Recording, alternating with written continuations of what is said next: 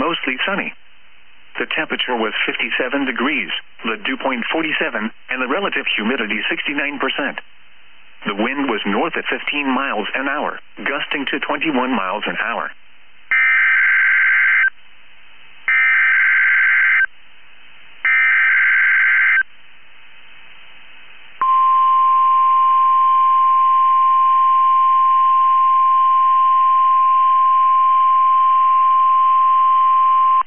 This has been a test of the NOAA weather radio tone and same alert systems.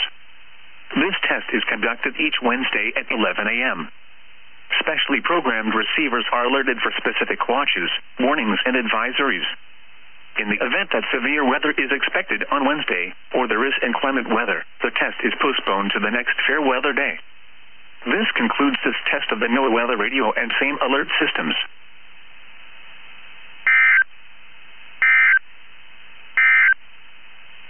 Here are the 10